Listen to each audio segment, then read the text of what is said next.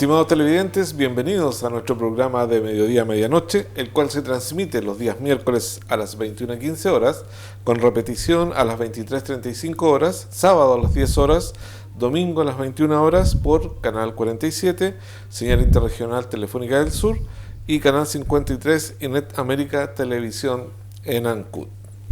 Bien, hoy vamos a iniciar un interesante programa junto a mi querido amigo Carlos Cabello, con una invitada. Me refiero a Paula Bastías Planzer. Ella es arquitecta, estudió su enseñanza básica en la escuela anexa y enseñanza media en el Liceo B31 de Ancud. Se titula de arquitecta en la Universidad de Valparaíso. En los primeros años como profesional los realizó en la Municipalidad de Ancud, en el departamento de SECPLAN, hasta el año 2007. Donde posteriormente se dedica a la labor de manera particular, pero siempre orientada en el área pública.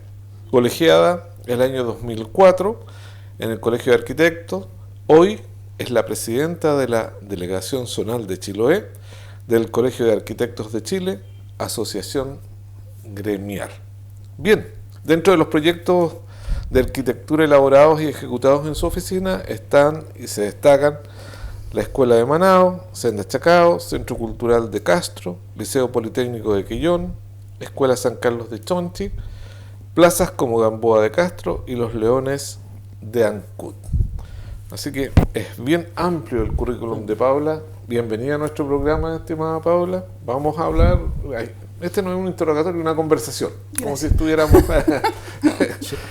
tomándonos una agüita aquí tranquilamente. Próximamente supongo que será un café. Estimado Carlos. ¿Podría ser otra cosa también? También podría ser otra cosa. Podría ser otra cosa. No se confundiría con el agua. Así es. Bueno, Carlos, iniciemos la conversación. Paula, muy bienvenida a nuestro programa.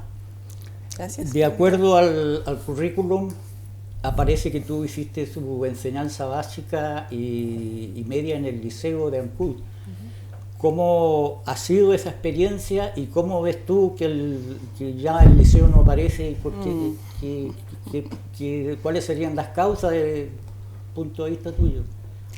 ¿Porque ya no está el liceo o mi experiencia en el liceo? Las dos cosas.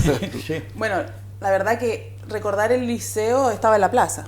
Aquí, ahí estudié yo y nuestros recreos, nuestra salida, no, los recreos no eran en la plaza, pero la salida se llenaba de gente, la plaza, la escalinata. Y bueno, recuerdo que en ese tiempo era lo que tenía más interesante de todo, que no habían escuelas particulares subvencionadas, era solamente el liceo. Y estaba el A, B, C, D, E, F, más o menos, eran como 7 cursos por nivel. Los del F ya tenían bigote, barba, en ese tiempo además que todavía no, estamos hablando de los 80, después de los 19 años podías seguir en el liceo, después pasaron al vespertino la gente que ya cumplía cierta edad. Esa ley fue después. Entonces era bastante enriquecedor, encuentro yo, que es lo que un poco nos sucede ahora con la educación, porque compartíamos con todo tipo de personas, con todo tipo de familia, con todo tipo de problemas, los compañeros eran diversos, estaba toda la sociedad metida en un curso, podríamos decir, y éramos hartos, eso era muy, muy entretenido, sí, bueno, eso, sí, y bueno, y ahora que no haya, bueno, me tocó después, por estas cosas del destino en la municipalidad, trabajar en educación. Y el año que yo entré, como en 2001-2002, el Ancud tenía cerca de 7.000 alumnos de matrícula de la corporación, al mismo nivel de Castro. Siempre iban en 6.000 y tanto uno y otro. Por tanto, no habían tantas escuelas particulares. Al tiempo, la educación municipal empezó a mermar y ahora creo que no hay más de 2.000 alumnos, 2.500 alumnos en la comuna, claro. Y recuerdo, o sea, el Liceo B31 tiene una capacidad, si mi memoria no me falla, para 1.300 alumnos y hay 200. La escuela Pudeto para 700 y tanto, la escuela Hierbabuena para 700 y tanto, y no más de 200. Lo mismo la Pudeto, Fátima, 200, hay 70, creo, 60, si mal no recuerdo. Y así, sucesivamente. Hay una capacidad ociosa y de infraestructura en Ancud gigante. Paula, ¿cuáles crees tú que son los factores que han ayudado a esto? A que vaya disminuyendo la cantidad de alumnos en los colegios municipalizados, ya que cuentan con una capacidad bastante grande, como lo estás señalando tú. Cuentan con una capacidad y una infraestructura igual muy buena. O sea, Ya. la escuela Pudeto, la escuela Fátima, son escuelas, la escuela Hierbas Buenas, nueva, incomparables con las escuelas particulares subvencionadas, porque el Estado invirtió mucho Sí. en infraestructura. Bueno, yo creo que la calidad Ya. de la educación mermó. No quiero meter en temas políticos, pero no sé, la comuna y los alcaldes que estuvieron desde los 90 al 2000 nos hicieron cargo de avanzar y de tener una buena educación en la comuna. Por ejemplo, en Castro, como hago escuelas, me tocó también trabajar en la corporación de Castro. De acuerdo. Conozco un poco la otra realidad. En Castro, para entrar al liceo, se pelean. No hay cupo. Claro. Ya. Son 1000 y tantos alumnos. El Politécnico también es municipal y son 1000 y tantos alumnos. Ya. Entonces, es la calidad. Si uno al final lo que busca es una calidad en la educación para tus hijos. Pero no sé si entendiste la segunda pregunta, pero parece que va con lo dijeron las causas que desde el punto Es lo de que vista... señaló Yo creo que no hubo inversión en educación. No hubo inversión en educación, en calidad de educación. Y eso por una política a nivel nacional. No, yo creo No, que comunal. ¿a quién? Porque como te digo, en Castro no sucedió eso. En Castro todavía tienen los 7000 alumnos o 6000 y tantos alumnos de matrícula. No así acá. No. Acá nos pasamos a 2500, creo. El que más tiene es el Bicentenario con 500 alumnos. Y de ahí son todos un poquitito por aquí, un poquitito por allá. Imagínense el gasto Sí. para financiar eso. Si al final la educación, hay que invertir en educación para mejorarla, Sí. no hay otra. Entonces eso no se hizo en los años, a fines de los 90 y los años 2000, claramente. Es un tema bastante delicado, porque resulta que teniendo la infraestructura, como dices tú, el Estado se puso con la infraestructura, pero también debiera haber asumido la responsabilidad de elegir o de preparar a esos profesores para entregar una buena educación de calidad, porque si no hay alumnado en algunas partes, tal vez no es solamente por la infraestructura, sino que es por el tema del profesorado, ¿no? Que no... Bueno, en una causa puede ser, pero voy a ser ahora un poco más directa. Yo creo que la corporación fue siempre una caja pagadora de favores. Ya. La corporación, porque en un municipio, y esto por todos los alcaldes que han pasado, tú en la municipalidad para contratar tienes que hacer un concurso público, un contrato que pasa por el consejo, Sí. pero la corporación es de derecho privado, entonces tú puedes contratar al que quieras, Claro. sin tener que preguntarle a nadie, ¿te fijas? Y además tú puedes colocar plata en la corporación y la plata ahí después se va para... Distribuyen... como sea. Sí, Claro. claro. Entonces, para mí eso es también una de las razones. Ya. Fue como una OMIL. ¿Hay alguna posibilidad actualmente de que esto se revierta desde tu punto de vista? Fíjate que me tocó, hoy fui a conversar con la directora del colegio. Mi hija el 2017, el 2019, el 2020, se cambió al Bicentenario. Ya. Ella estuvo en el San Andrés el resto De la enseñanza. toda la vida estuve en el San Andrés, Ya. mis 2 hijos, excepto Salvador al final, que entró al liceo. Preocupada, porque en algunas reuniones nos decían, ¿sabe qué? Ya, bueno, la corporación no ha pagado, son quizás detalles, no ha pagado el programa para que las notas sean llevadas a un programa y que tú las puedas sacar. Aquí están las notas de sus alumnos. No, ahora hay que pasarlas a mano porque la corporación no pagó el programa. No están las lucas para los talleres. Todavía no tenemos talleres, estamos a septiembre. Sí. Entonces, todo lo que implica en los liceos o en el colegio municipales es una burocracia que al final se nota al tiro la diferencia entre un colegio particular subvencionado, donde las decisiones se toman al tiro, como una empresa, Claro. digamos, ¿cachai? Ahora, una cosa, lo entretenido de esto que mi hija está en un colegio donde hay también una variedad de está la sociedad metida ahí mismo, claro. Y eso lo hace muy, muy interesante para ella decidió cambiarse ahí. Pero por otro lado, cuando yo digo, pucha, ¿cómo avanzamos? Es muy difícil avanzar. Y pasa el tiempo y los niños crecen y están 4 o 5 años ahí, después se van. Sí. Y se van con lo que quedaron, nomás con lo que ganaron ahí, punto. Y eso en realidad ahora se me ocurrió un poco a lo que tú dices que se van. Se ha visto muy claro que los profesionales que estudian en una parte, fuera de la provincia, una vez recibidos, vuelven a Cancún o a Castro para entregar la experiencia que ellos tienen, su conocimiento, hecho que antes no ocurría. Ahora, eso es ahora. Pero ahora vuelven. Ahora vuelven, pues. Sí, claro. Pero en mi época no volvían. No, pues no volvían. ¿Tú volviste inmediatamente? Yo sí quise volver, siempre quise volver. Claro, hay varios casos, varios ejemplos como el tuyo. Bueno, entre medio quedé embarazada en la universidad, también tuve que... hay un poco No, pero sí, siempre quise volver porque encontraba que la arquitectura acá había harta materia prima. Para trabajar en arquitectura, había harto que hacer. Y entrar al servicio público también era una de mis ideas, no muy así como clara, porque estar en la universidad y estudiar arquitectura en aquellos tiempos... casi lo más valorable era salir, colocar tu letrero afuera y empezar a hacer proyectos particulares en general, si quieres hacer los proyectos más bonitos y a mí en realidad me interesaba mucho trabajar en el área social, que es lo que es el arquitecto. O sea, el arquitecto no solo es para cosas bonitas, claro. Sí, trabajamos con la estética, pero es mucho más allá, mucho más que eso. A propósito del domingo que se botaron las cenizas de Nelson González, que él fue con podría decir mi maestro, el que siempre me ha puesto un cable a tierra, porque él era una persona muy completa como arquitecto. Era una persona que tenía una responsabilidad social, tenía una postura política, no de partido, obviamente, hizo cosas con las viviendas que hizo con autoconstrucción. Entonces, que eso es el arquitecto, en el fondo, no es para hacer cosas solamente bonitas.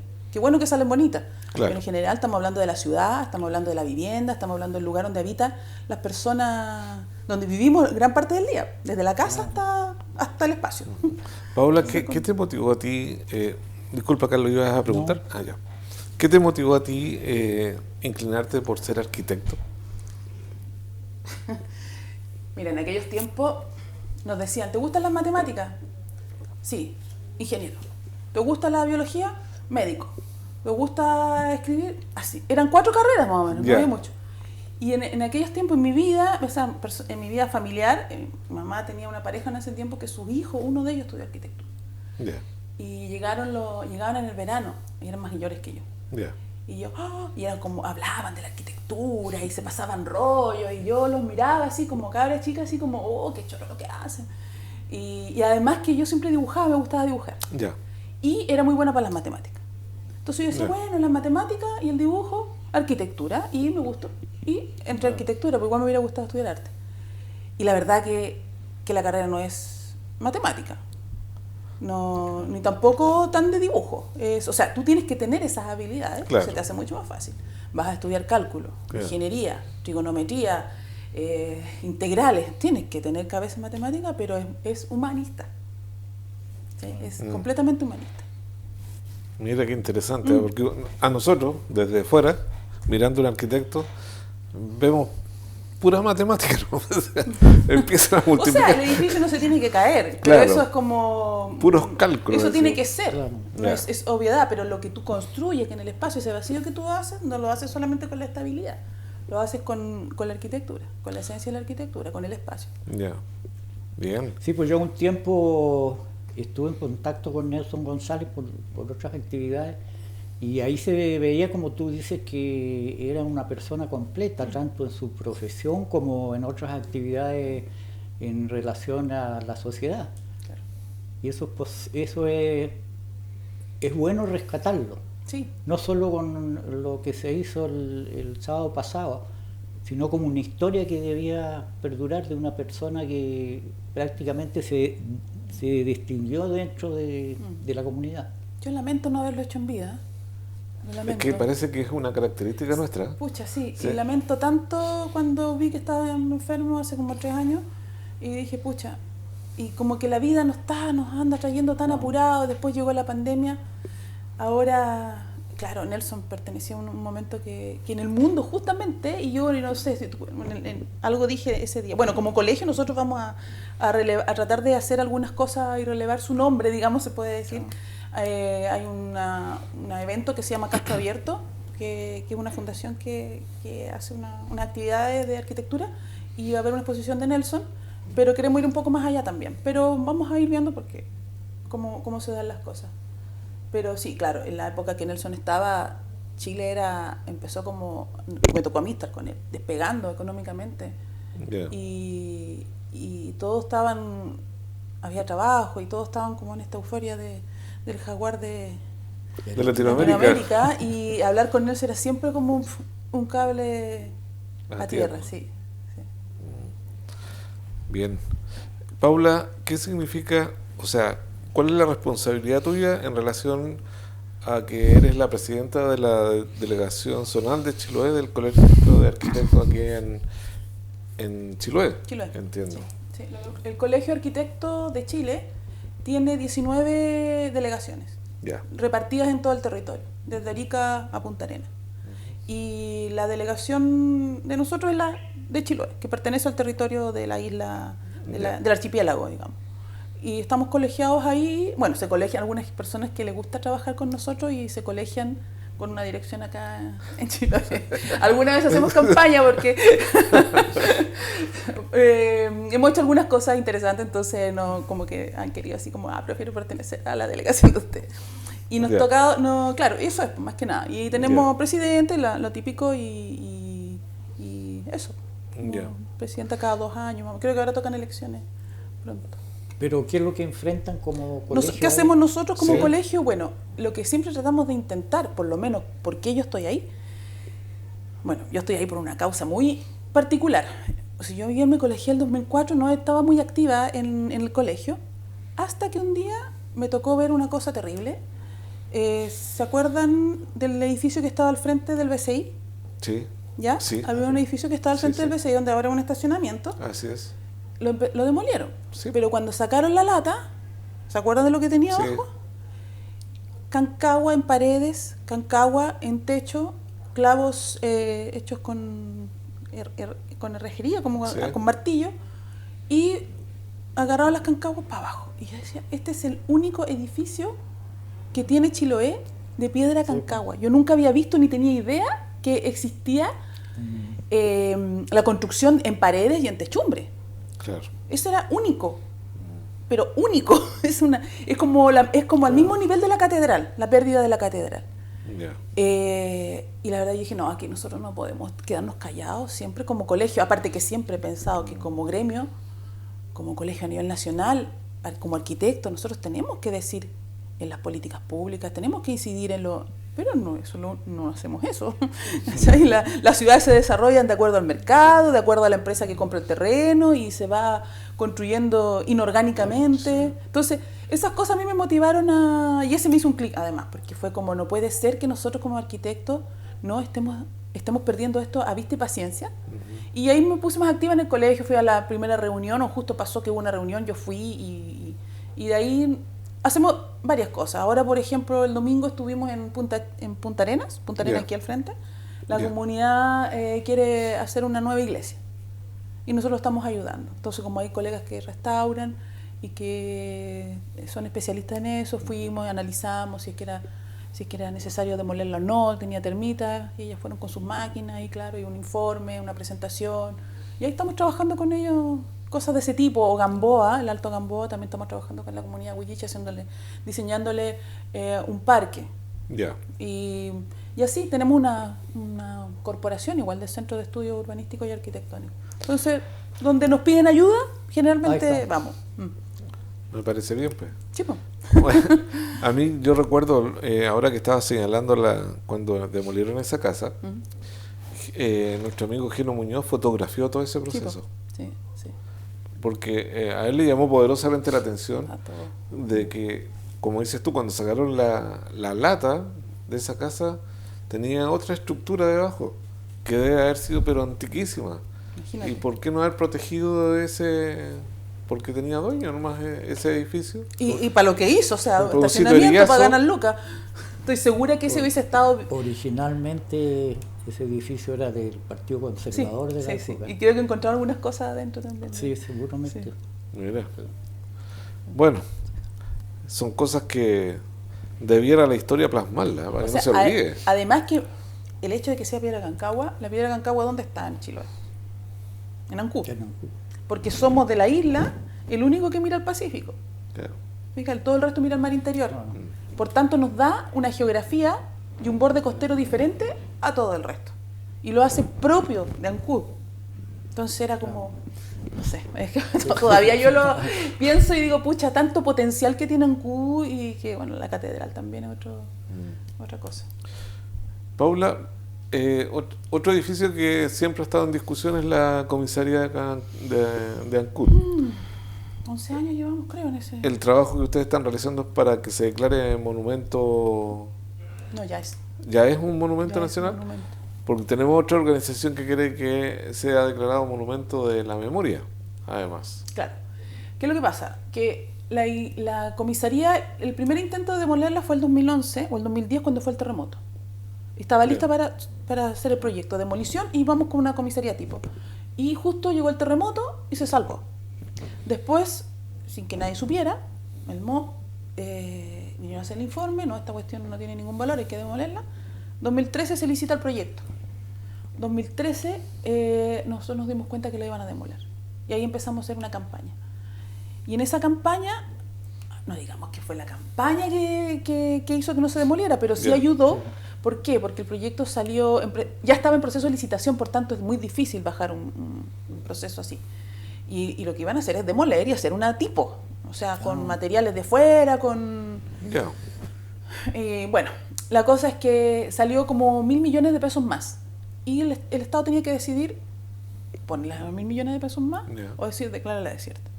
Y como habíamos juntado firmas, la gente se movilizó y la gente le interesó, la verdad. Juntamos firmas como 600 firmas en 3 días. Estaba Bachelet en ese tiempo. Y por lo tanto desistieron del proyecto. Yo creo que eso ayudó a la campaña. Y de ahí nosotros en ese año, el 2014, entregamos el expediente para declararlo monumento histórico, monumento nacional, en su calidad de edificio histórico. ¿Qué es lo que pasa? Que cuando tú declaras monumento histórico un edificio o lo que sea, tú tienes que atribuirle ciertos valores. Los valores de la comisaría son urbanísticos, sociales, constructivos, históricos y no me acuerdo cuántos más. Pero no estaba el valor de los derechos humanos en ese momento. Entonces, siendo patrimonio, ahora cualquier persona tiene el derecho a solicitar que también dentro de aquellos valores por los cuales monumento histórico se incorpore también la de los derechos humanos. Entonces, en este caso, la agrupación Price nos pidió ayuda, nosotros como colegio lo ayudamos también a entregar la solicitud. Y con eso ahora también, ¿qué significa? Que también tiene ese valor. Entonces, en el caso de... ¿Qué significa cuando tú tienes todos estos valores? Que cuando tú vayas a reconstruir, restaurar, modificar, tú tienes que incorporarlo. Es decir, tiene que tener estos valores constructivos, tiene que tener estos valores urbanísticos, tiene que reconocer el tema de los derechos humanos, tiene que estos valores estar en el nuevo edificio, o nuevo proyecto o la intervención que se haga. Ahora, de eso se trata. Para conocimiento, sí. No, es que ese edificio que se va a hacer es totalmente distinto al que hay. No hay nada todavía. En este momento, en este momento lo único que hay es un proceso que está en el sistema nacional de inversión, donde ingresan todos los proyectos de Chile y que estuvo a punto de salir a través de patrimonio, pero por el mismo hecho de que se enredó en el tema de los derechos humanos. Se enredó. No hay responsabilidad que no se haya hecho por ello, pero ahí se dio una vuelta, por lo tanto Carabineros dijeron, ¿sabes qué más? No vamos a ir por esta línea, vamos a ir por otra línea. Y están en eso.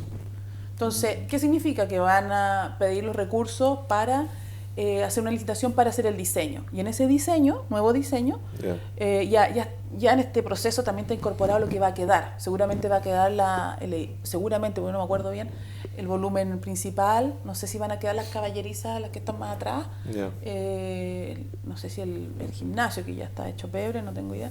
Hay una decisión ahí de dejar, de restaurar, y también está lo que hay que hacer para Carabineros. Ya. Tú has dicho una palabra, además has empleado una palabra que a nosotros desde afuera nos suena como a protección: restaurar. Restaurar. ¿Ya? Significa que tiene que mantenerse la estructura de la comisaría, no hacerle modificaciones, entre comillas, modernas, digamos, o no. Hay varios conceptos de restauración, porque hay unos que dicen que las iglesias de Chiloé están restauradas y están hechas de nuevo casi. Hay unos que alegan por eso.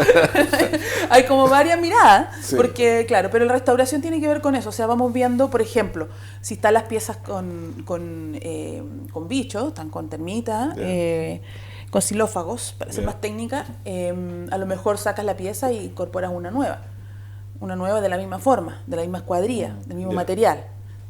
Hay algunas que a lo mejor te encuentras con piezas que a lo mejor que son puestas recién, a lo mejor esas se sacan y se vuelve a lo tradicional o a lo que había antes. También va a depender del uso. Y también va a depender qué es lo importante. Por ejemplo, es importante la fachada de la comisaría por lo que genera con la plaza. Se fijan que es como el fondo de la plaza y como una cosa ahí. Imagino que eso va a estar. Yo creo que la comisaría va a quedar así como tal cual, pero hecha reponiendo las piezas que están en mal estado. Si es que se alcanza a recuperar, si sigue, porque realmente está deteriorada. No tanto como la estación, pero está deteriorada. Eso de la estación era otra consulta. ¿En qué pie está eso? Ese sí que es un cacho, porque es como terreno de nadie, o sea, es de bienes nacionales. Y antes de la pandemia no estaba en tan mal estado, hasta que la gente que vivía ahí se fue en el periodo de pandemia, se fueron, y ahí ya quedó, ahora ya está en un estado, pero yo he entrado varias veces, aparte de todo lo que significó que se la hayan tomado, que estuvo viviendo gente ahí, que estructuralmente se asentó, hay algunas partes donde el piso se levantaron las fundaciones.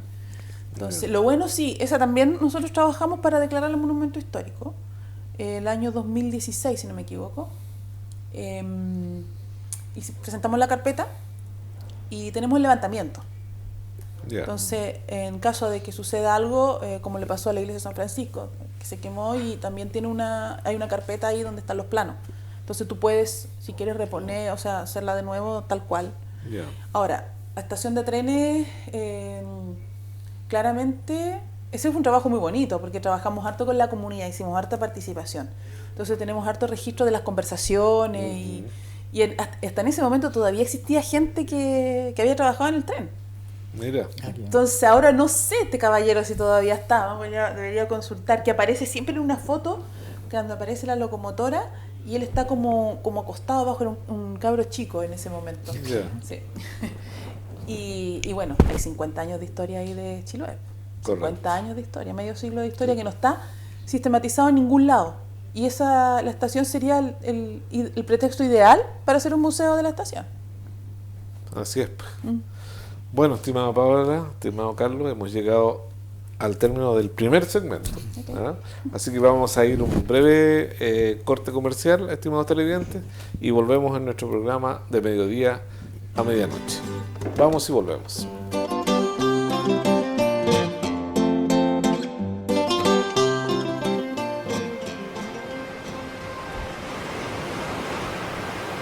Soy médico veterinario, nacido en Ancud, Chilote de corazón. Chiloé Silvestre nació en el año 2009, como una necesidad de la provincia de Chiloé de contar con un lugar y con un grupo de gente especializada en atención de fauna silvestre y en resolver problemas de conservación aquí en la provincia. Entonces formamos un grupo, muchos de los cuales eran veterinarios, cuya principal labor fue rehabilitar fauna silvestre.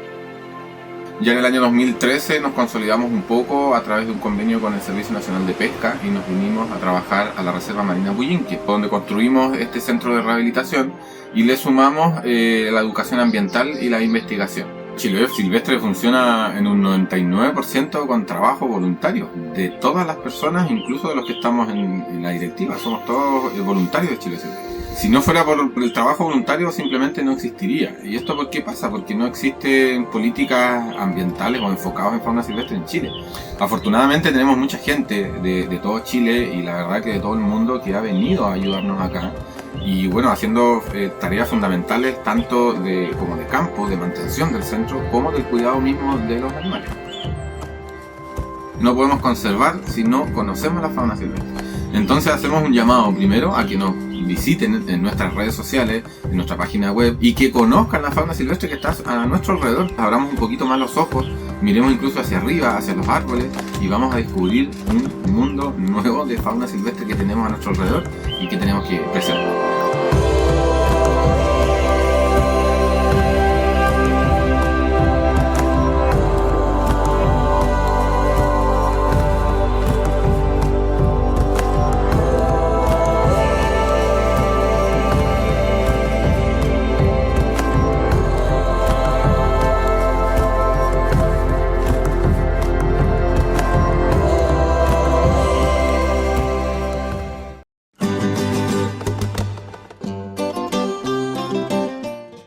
De vuelta, estimados televidentes, en nuestro programa de Mediodía Medianoche.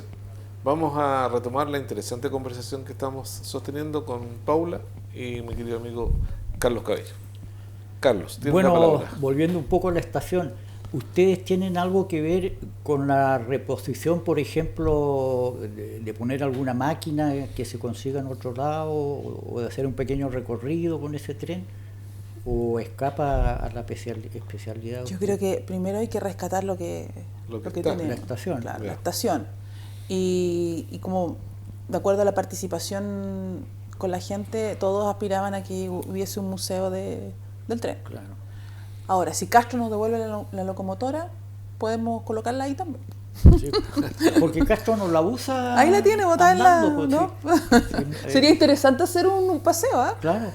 Hay unos puentes todavía que quedan de la línea como en Coipomó, por ahí en ese sector como cuando cruzaba el río. Yeah. Bueno, uno ve en el Google Earth, ve la línea del tren, sí, se nota. Sí. Se nota en el río Pudeto. Como bajó en la tierra, después del terremoto bajó, Yeah. entonces quedó bajo tierra todo el borde, todo el recorrido que se hacía ahí en él. O sea, es impensable soñar con una nueva línea entre Ancud y Castro. No Tendría que tanto tener como otro eso, trazado. Románticamente. Tanto como eso, sería una tremenda trabajo, una tremenda inversión. Si Porque lo hay hicieron mucho, como antes. dices tú, hay muchos puentes donde va incluso en el fondo hacia adentro del río Pudeto había un puente. Yo no sé si quedará todavía algo de ese puente, pero ¿Sí? reflotar un puente ahí, quizás cuánto cuesta. Pienso yo. Quizás puede ser algo más interesante, como de repente hacer un recorrido para bicicleta, Claro. algo así. Claro, También algo- podría ser. Sendero, porque igual se O metía. caminarlo también. Sí. Mira. Buena idea, Paula. Lo malo que hay en el puente, en el río Pudeto está abajo, pero ahí se puede pasar en bote. Se nota la línea. Si tú te Ya, metes a Google claro. vas a ver la línea desde arriba. Paula, tú me hiciste una acotación y una corrección en relación a la iglesia de Castro, ¿ya? Esa también está declarada monumento nacional. Sí, claro, monumento nacional es un sistema de 16 iglesias, Ya. donde entra la iglesia, es una iglesia, no es una catedral. Exactamente. Esta es catedral. Y parece iglesia. No es catedral. Pucha, ¿se imaginan que tuviéramos la anterior Porque catedral? yo la he visto en fotos, Impresionante. Paula, y me llamó poderosamente la atención de que la hubiesen echado abajo. Siendo un ignorante en el tema. Pero Que en aquellos tiempos también, y Ya. creo que era tan fácil de repente votar y para hacer algo. Claro. Así era en general. La iglesia, imagínate que está el edificio de la Estrella del Mar, y la iglesia tenía 3 cuerpos más, Mira. con la torre. Puro fierro tenía ese de... Fierro, pues tenía fierro, fierro. claro. Entonces, yo creo que con En esa tecnología- época nosotros éramos chicos, teníamos un grupo. De veras que tú eres de esa época. pues, Y Carlos. una vez logramos subir al reloj que había arriba. ¿Ya? Mira. Pero fue una hazaña bien terrible porque eran escaleras que iban así, y no tenían ninguna baranda. Ay. Y esa fue una irresponsabilidad que hicimos en realidad. Porque, pero si eran niños, pobre. Sí, pero eran igual, aventureros. y justo íbamos bajando cuando toca la sirena de los bomberos. Entonces uno de mis hermanos que estaba más o menos en la mitad no había qué hacer, pues se tuvo que sentar y amarrarse, o sea, sujetarse ahí porque el ruido de la sirena es súper fuerte ahí, pues. Claro. Era en esa época. Directo además. Claro. Fue una experiencia bien terrible. Una experiencia religiosa. Partió como algo baladí, pero fue... Sí, porque hay todos los registros que hay fotográficos de los diferentes ángulos que uno dice, pero no estamos... La escala que tenía, lo que pasaba afuera claro. como fondo de escenario, ¿no? Y era impresionante. Y se veía cómo se veía del mar. Sí, pues. Estando desde la bahía. Bueno, así es la cosa. No creo que esta catedral vaya a llegar o puedan construir un símil, digamos, ¿no? No, es difícil, sí, ya no hay tantos católicos. Ha disminuido bastante. Paula, ¿por qué? Lo estoy preguntando desde la ignorancia. ¿Por qué se perdió la pelea de construir ese famoso mall ahí en Castro? Porque dieron una pelea y dieron varios argumentos arquitectos bien connotados en relación a que no debía construirse ese edificio porque rompía con la estética de la ciudad, digamos. No con la estética, es con la escala. Porque uno de los valores de la iglesia de San Francisco es su escala y su posición dentro de la meseta. Y este edificio venía a romper Claro. Recuerden que las iglesias se veían desde el mar. Sí. Entonces, eso era una de las... Antes ya había habido un conflicto, porque iban a colocar un edificio adelante, no sé de cuántos pisos, y tuvieron que dejarlo en 4 pisos. Atentó contra los valores por cual se declaró sitio de patrimonio mundial, porque no es un monumento histórico, además de ser monumento histórico y todo, es sitio de patrimonio mundial, por la UNESCO. Y por tanto está en un momento como en stand-by por lo mismo, está como en castigo, ¿cachai? Está como porque Chile tiene que responder a esta irresponsabilidad. Por algo fue declarada zona típica Castro hace poco, era una de las medidas que estaban ya indicadas el 2016. El 2016 estaba declarada, se había hecho el trabajo para declarar zona típica, y así también la estación de trenes, el 2016. Cuando la estación no estaba deteriorada. Y la ministra Valdés no firmaba el decreto. Porque aparte de esto lleva a un consejo, que el Consejo de Monumentos, ellos dicen, sí, ok, tiene que ser, es monumento histórico, creemos que sí. Y después va la ministra y firma el decreto y ahí se pasa al diario oficial y ya está decretado y sacramentado. En ese momento la ministra no había firmado la iglesia de San Francisco, bueno, después supimos que sí, pero... la estación de trenes fue el 2019 para el estallido, porque fue poquito después que fuimos a reunirnos con ella, y estación de trenes nada de firma Castro. Bueno, este nuevo gobierno firmó el decreto y se declaró zona típica, que de alguna forma es una herramienta para proteger el entorno de la iglesia de San Francisco. Ahora el mall, ¿qué pasó con el mall? Las leyes en Chile de repente se vuelven media... Fija, por ejemplo, el mall, para poder construir lo que tenían que construir, tenía que tener una entrada por una calle tanto. Y esa calle había que declararla así. Por tanto, se declaró así y se hizo la entrada. No sé, por decirte cosas así como administrativas. Cuando la lógica hubiese sido que se hubiese construido el mall, pero quizás en un lugar afuera de la ciudad. Sacarlo de... Claro, fuera de la ciudad, donde, bueno, estacionamiento, ¿me entiendes? Como lo mismo en Ancud, ojalá si se construye un mall acá, ojalá se construya cerca, por ejemplo, no sé, de Caicumeo. Porque en el fondo generas un polo de crecimiento, de desarrollo, vienen otras cosas, así aportas, ¿cachai? Entonces, bueno, así fue, legalmente, y todavía dicen que está ilegal, y ahí hay un conflicto que tiene que ver cómo interpretas algunas ciertas normas.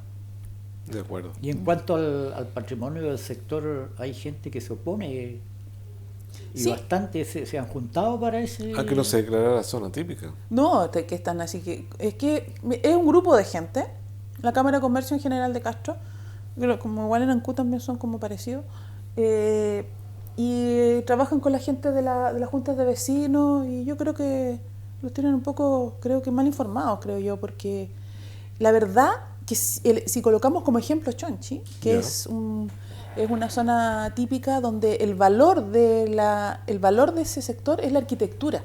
La arquitectura neoclásica que responde a una escala, se fijan como esas alturas, esas maderas, esos materiales. Y claramente tú no puedes hacer ninguna modificación, si eso es cierto. Cierto que ahí estamos al debe con el patrimonio desde el punto de vista de cómo nos hacemos cargo el Estado para apoyar, porque nadie puede, una persona más encima en Chonchi, donde ya son personas de edad, invertir en una cosa así, que no se puede. Entonces, falta esa etapa. Entonces, se usa eso para decir que va a pasar lo mismo en Castro, pero en Castro no es así. Porque al declarar la zona típica, ¿qué es lo que se hace ahora? ¿Qué es lo que viene? Viene un levantamiento de lo que hay, de lo que hay y de lo que se quiere rescatar con participación de la comunidad. Y en Castro, digamos que en el centro no queda mucho. Entonces, no es que uno diga, pucha, aquí vamos, no, pues está como un pupurrí de cosas. Entonces, ¿qué hacemos con eso para hay una cosa más de escala? ¿Te fijas? Es un tema de escala más que nada, no es una gran cosa, así como que vaya a ser muy restrictivo. Pero ahí está la información siempre manejada, cómo se maneja la información de algunos hacia otros. ¿Y el terminal de buses de Castro? ¿Cuál? No tengo mucho conocimiento de eso. ¿El municipal? Bueno, eso no es terminal lo que hay, pues eso es lo que se alega hace mucho tiempo, que los buses tienen que hacer vueltas, maravillas para poder estacionar, si están todos los buses de las zonas rurales. Hubo un proyecto, ahí tienes razón, y no sé qué pasó con ese proyecto, la verdad no sé. Porque realmente es una vergüenza para la ciudad, terminal. Yo creo que sí, porque si lo vemos, las casas aledañas, los patios de las casas aledañas dan a ese terminal, y ese terminal es pequeñísimo, es muy pequeño, y debiera estar, yo creo que los dos debieran estar fuera de la ciudad. Sí, ubicarlos en otro sector. Claro, igual es interesante cuando los terminales de buses llegan al centro de la ciudad. Tienen como otro... Es más cómodo. Es más cómodo, pero que no sé si te acuerdas antes cuando estaba bueno, sigue el terminal de buses acá igual, en el mismo lugar, cuando estaba el gimnasio Colo-Colo, como terminal de buses.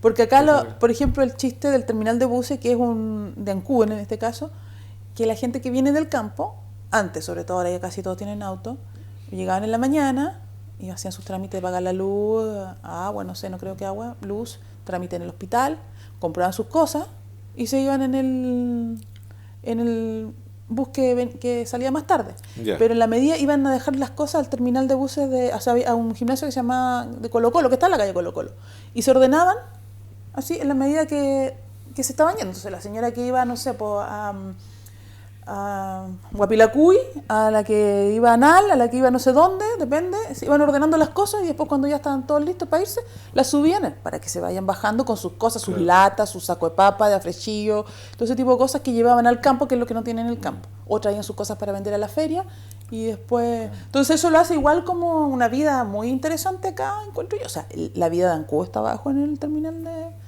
en calle 18. Es como el corazón de Ancud, no vamos a decir que pude el corazón de Ancud. No.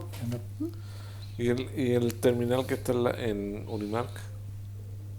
Ese es el terminal de buses rural. Ya. Ahí mismo estaba antes.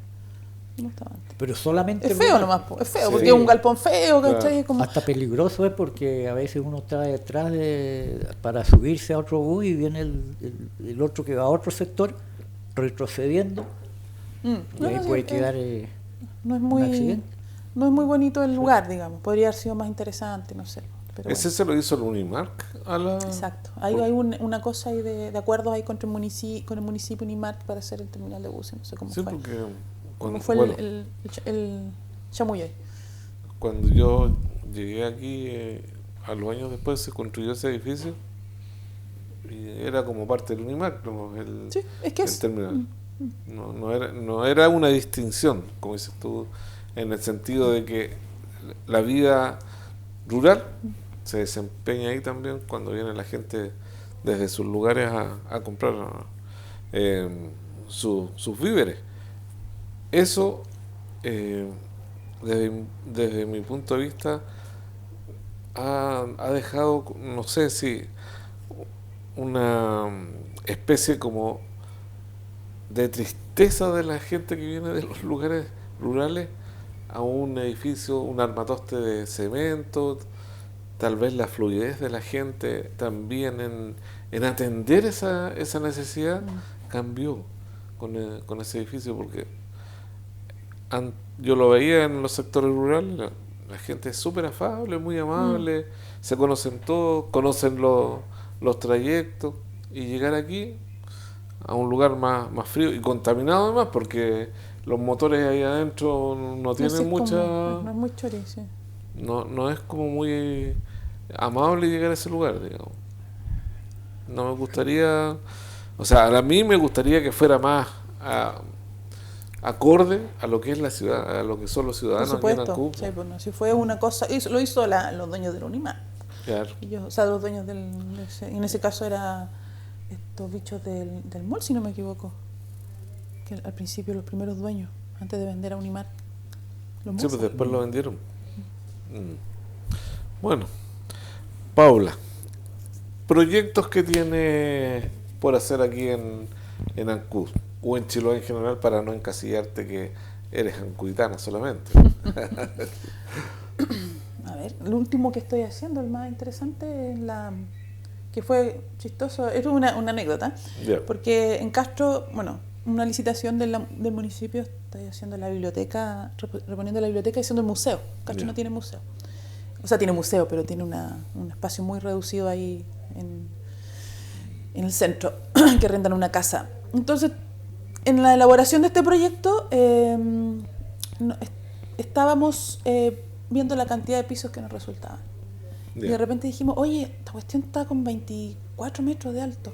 Y nosotros nos estamos peleando por los 16 metros de altura máxima por la iglesia.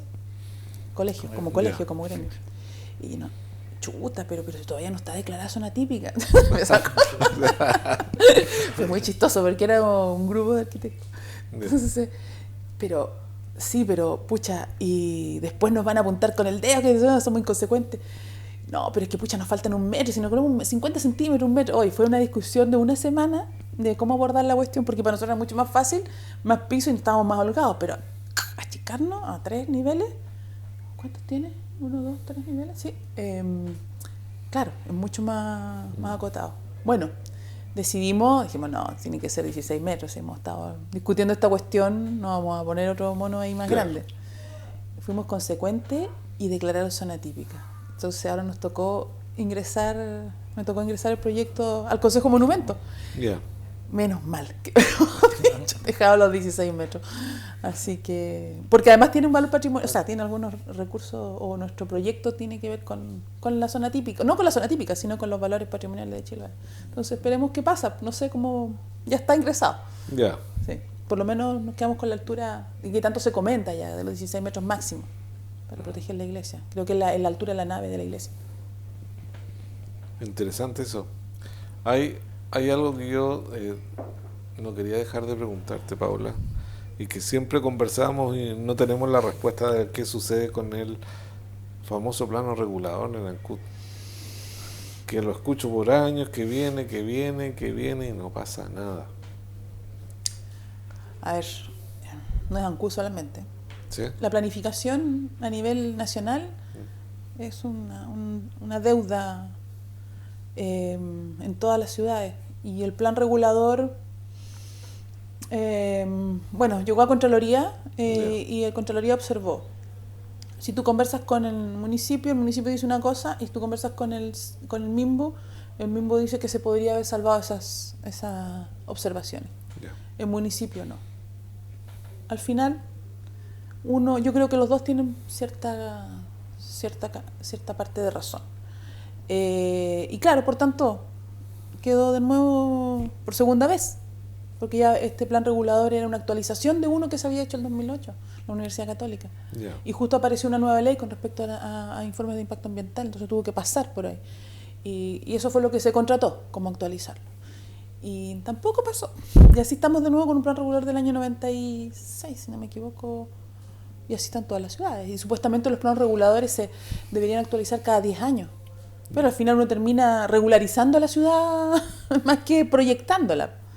Y realmente es, en Ancud, imagínense, un terremoto. ¿Por dónde saldría la gente de la isla? ¿Y dónde tenemos cuellos de botella? Que una de las cosas que hacía el plan regulador, que generaba justo ahí se nota por ahí arriba la casa del supermercado P&P, cerca de ahí se abría un camino que llegaba a Lajas Blancas o al camino a Lajas Blancas. Entonces... ¿Ah? No, yo iba a decir que era bastante estrecho. No, claro. Ese camino, sí, no, pero tú dejas trazado, por ejemplo, en el fondo, a ver, vamos para atrás. El plan regulador proyectaba la ciudad, decía para dónde crecía y cómo crecía. Y dentro de las cosas que hace un plan regulador, que es normar las alturas, las maneras de construir, la densificación del terreno, también tú abres nuevas vías. Si tú te estás proyectando hacia Lechagua, obviamente a lo mejor vas a abrir vías. Por ejemplo, todo lo que es Caicumeo, juntarse con Bellavista, está a punto de juntarse. Por suerte se han ido juntando de alguna forma, pero está ya que se tocan. Entonces, uno podría salir arriba y no tener que la gente que vive en Guapilacuy o camino a Lechagua, que viene de Castro, de Puerto Montt, tiene que pasar por todo Ancud por una sola vía, que es la Pudeto, y de ahí irse para allá. Imagínate, pueden cortar por acá. Entonces vamos ordenando la ciudad y vamos dejando de tener tacos, que ya estamos empezando a tener tacos. Sí. ¿Se fijan? Entonces, hartas cosas más que Ancud podría haber avanzado. ¿Qué otra cosa más habíamos visto que era importante de cómo desarrollar Caicumeo? Ojalá que edificios grandes como mall se puedan instalar allá. Era una cosa... ¿Qué pasa ahora con el hospital y las obras complementarias? Todo ese tema también, porque es rural. En este momento es un terreno sector rural. Es un sector rural. Sí. Entonces en ese momento iba a ser urbano, ya la cosa era completamente la vivienda social. Cómo seguimos creciendo, o sea, aquí el privado que compra un terreno construye vivienda social. No es una planificación desde el Estado que diga creemos que para este sector vamos a crecer o cómo queremos crecer.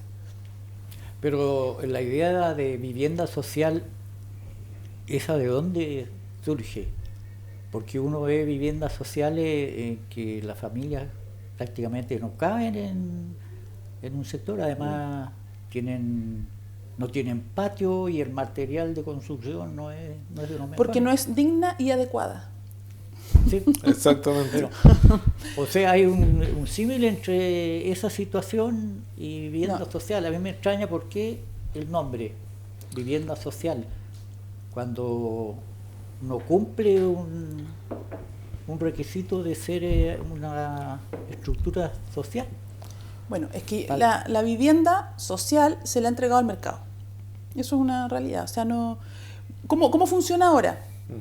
Una empresa constructora compra un terreno, coloca el terreno y el Estado o el Servio le paga para construir la vivienda. Mientras más viviendas construya, más ganas. Es así de simple. O sea, pero ¿habrá algún límite para eso? Pero no. Imagínate que ahora las viviendas sociales están llegando a frentes de 7, 9 metros de terreno por 10. Porque cada vez el Estado ha cedido para poder construir cantidad, ha cedido al mercado para poder hacerla más chica. Lo que pasó en Castro es muy significativo o muy futurista de lo que puede pasar. La gente tiene autos, no tiene uno, tiene dos. Y claro, no entra una bomba de bomberos ahí. Sí. Las calles son angostas. Son muy angostas. Imagínate que yo siempre cuento esta como anécdota. Yo cuando chica vivía en la calle Los Alerces, ahí San Carlos Los Alerces. Yeah. Y un lado de la calle tiene un ancho súper grande. Y ahí jugábamos a la bocha, y ahí todos jugábamos ahí en la calle. Pero ahora el mínimo de vereda que tú tienes que hacer, el mínimo, es 1,20 m. Esto, de aquí a acá. Entonces, eso es. ¿Y ustedes creen que una empresa constructora va a ser más ancho? Porque significa, mientras más casas ponga, más ganas. obviamente. Esa es una cosa. Eso es lo que me llama la atención a mí, cómo el Estado no pone ciertas condiciones. No, pues. No No la ha regula, puesto, pero sí, ese es el problema del Estado. El Estado no es robusto en este tipo de cosas, no incide, ha dejado en manos de, como muchas otras cosas, al privado. Ya sé. Mira, nosotros somos mayores que tú, Paula, y en los tiempos que existía un organismo que se llamaba Corby, Sí. ahí se construían viviendas sociales, pues. Sí, pues. Y las viviendas sociales, yo recuerdo unos compañeros de colegio que no querían ir a vivir en Santiago, era, a su departamento porque era un DFL2. Y yo cuando conocí el DFL2 era más grande que mi casa, pues, en Santiago.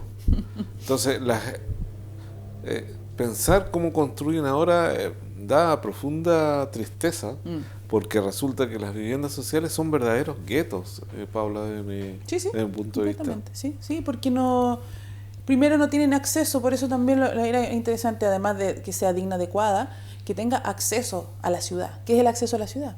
Que tú también puedas disfrutar de los beneficios, acceso también a los espacios naturales. No hay áreas verdes, el área verde es lo que te quedó donde no puedes construir viviendas. Sí te piden un cierto porcentaje, pero generalmente no es un espacio que está como para que lo utilicen todos, sino aquí este pedazo nos quedó como, aquí hay una pendiente fea, ¿cachai? Y en plano tú lo ves, claro, es un espacio, pero no es muy habitable. Deberían las viviendas venir más dotadas de infraestructura y de equipamiento. Lo que son no sé, pues, salud, escuela, quizás un montón de cosas más para que se pueda vivir más en comunidad. Y el acceso también al centro, ¿cómo tú accedes? O sea, miren Puerto Montt, cómo ha ido creciendo, si ustedes lo miran desde el Google, es una cosa que es impresionante. Sí.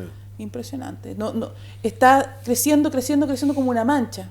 No está creciendo como con ciertos polos, subpolos, subcentros. Exactamente. Donde la teoría del urbanismo hace rato que ha dicho cómo deben crecer las ciudades. Fíjate que la cárcel en Puerto Montt ya está rodeada de poblaciones. Claro. Y años atrás no había nada ahí. No había nada. No, mírenla un día en Google. Es impresionante. Una vez estaba perdida y me metí y una cosa que se sigue una mancha, no sé cómo se permitió eso. Bueno, sí sé cómo. Hay gente que ha tenido que vender algunos muebles para poder entrar a las viviendas sociales. Sí. Apenas cabe la televisión. No, todos con su televisión. Claro, sí hay cosas, sí. Bueno, Sí. uno podría hablar un montón de eso. Hay estas cosas ahí, como también lo que es lo pertinente culturalmente. Sí. Porque lo primero que llega a la gente es hacer ampliar la cocina, obviamente. Claro. Porque tu cocina leña, ¿dónde la metes? Si es que ahora tienes espacio, porque ahora ya el espacio es muy reducido. Sí. Se llevan la tierra y te dejan con una tierra inerte, muerta. No puedes hacer una huerta. Entonces hay hartas cosas que podrían cambiar para hacerla digna y adecuada. Yo creo. Porque, bueno, aquí estamos.